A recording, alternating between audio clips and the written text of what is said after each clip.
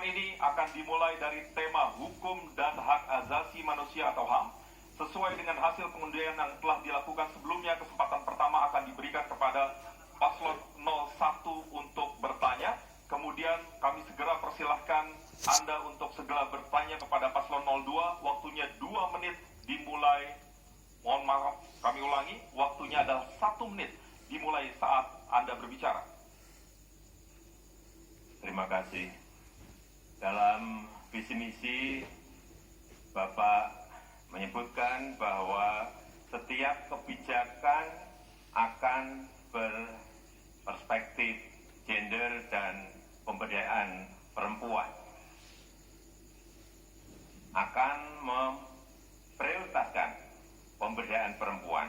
Tapi saya melihat dalam struktur pengurusan partai yang Bapak pimpin, jabatan-jabatan strategis seperti Ketua Umum, Ketua Dewan Pembina, Ketua Dewan Penasehat, Ketua Dewan Pakar, Ketua Harian, Wakil Ketua Harian, Sekjen, Bendahara, semuanya laki-laki. Bagaimana Bapak menjawab inkonsistensi ini? Waktu bertanya masih ada. Paslon 01. Apakah cukup? Baik, bila cukup, saya akan segera persilahkan paslon 02 menjawab pertanyaan dari paslon 01 dan waktu menjawabnya 2 menit dimulai saat Bapak berbicara. Baik, saya ingin jelaskan partai kami adalah partai muda, partai baru. Kami baru berdiri kurang lebih 10 tahun dan pada saat penyusunan tentunya kita memilih dan menunjuk siapa yang paling pertama dan paling mau untuk muncul. Tetapi benar yang Bapak sebut, tapi yang di eselon-eselon seperti sebagai contoh Wakil Ketua Umum, saya kira cukup.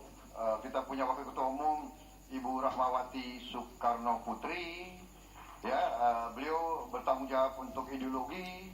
Kita juga punya beberapa Wakil Ketua Umum lainnya. Kemudian kita punya sayap partai yang namanya Perempuan Indonesia Raya, dan kita punya susunan caleg, saya kira mungkin terbanyak dari seluruh partai, Pak. Undang-undang kalau tidak salah mewajibkan 30%, kita mungkin sudah mendekati 40% dalam mungkin tidak sampai 40 tapi sudah mendekati, dan itu tekad kami. Jadi kita memang mengakui ini adalah suatu perjuangan. Kita belum puas, tapi kami membuka peluang sebesar-besarnya untuk emak-emak perempuan untuk bergerak, dan sekarang pendukung kita yang paling keras adalah emak-emak di seluruh Indonesia. Saya kira demikian. Waktunya masih tersedia. Saya bukan Gerindra lagi, Pak. Nggak bisa jawab, Pak. Oh iya, benar. Sorry. Ya, Bapak angkat lagi, Pak. Enggak, jangan. Cukup. Selanjutnya, saya akan persilahkan paslon 01 untuk menanggapi jawaban dari paslon 02. Waktunya 1 menit. Ya, sebetulnya saya tidak harus menjawab lagi karena Pak Prabowo sudah mengakui. Tetapi bahwa apa yang sudah diakui tadi, kalau saya boleh membandingkan, mohon maaf. Misalnya di kabinet saya, saat saya membentuk kabinet, ada 9 menteri perempuan yang menempati tempat-tempat strategis. Misalnya Menlu itu adalah menteri luar negeri pertama. Kemudian menteri BUMN, menteri keuangan, kemudian menteri LHK, kemudian menteri yang berani dan nekat, menteri kelautan dan perikanan. Dan saya juga pernah membentuk yang namanya Pansel KPK, terdiri dari 9 orang yang semuanya perempuan, dan mereka bisa memilih. Waktunya habis. Komisioner yang Pak Jokowi, waktunya habis. Selanjutnya paslon 02. Kami persilakan menanggapi tanggapan dari paslon 01. Waktunya 1 menit. Baik, saya kira itu sah, tapi juga sekarang masyarakat juga menilai beberapa yang Bapak tadi banggakan justru yang menunjukkan suatu kerugian-kerugian besar bagi kepentingan bangsa dan rakyat. Jadi menurut saya kita jangan permasalahkan orang demi orang. Ya, kita masalahkan adalah kebijakan-kebijakan yang dia hasilkan dan dia produkkan. Jadi kalau dibilang masalah gender, oke, kita cari, kita bisa hitung jumlah. Tapi kalau kita bilang output, ya kita bisa berdebat lagi, kita bisa berdebat lebih lama lagi. Jangan hanya perempuan diangkat dan kita bangga, harus perempuan tapi juga cakap dan pro rakyat, dan tidak perempuan mengambil kebijakan-kebijakan yang merugikan rakyat. Ini masalahnya. Ya, jadi saya tidak akan membanggakan hanya karena dia perempuan.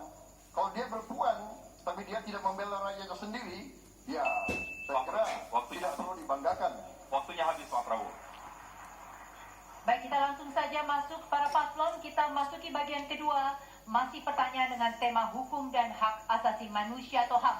Dan kali ini kesempatan kami berikan kepada paslon nomor 02 untuk bertanya.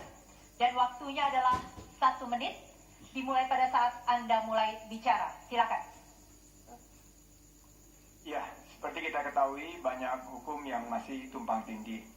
Dan salah satu dari pertanyaan yang sering ditanyakan kepada saya di masyarakat bahwa bagaimana, apalagi Bapak sudah 4 tahun bekerja untuk meyakinkan masyarakat bahwa tumpang tindih hukum dan lahirnya benturan-benturan kepentingan baru seperti penunjukan-penunjukan aparat hukum yang berafiliasi terhadap partai politik.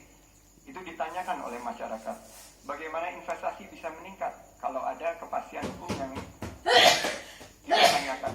UKM sulit untuk berkembang. Banyak sekali UKM yang menanyakan kepastian hukum.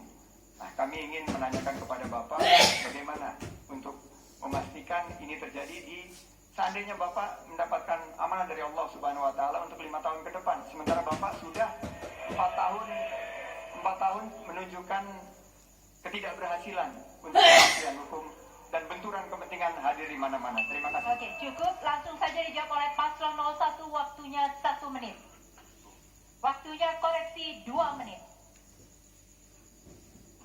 Saya akan lakukan revisi-revisi undang-undang yang menghambat berkembangnya UKM-UKM kita. Kita akan revisi banyak sekali undang-undang yang tidak pro kepada investasi. Kita juga akan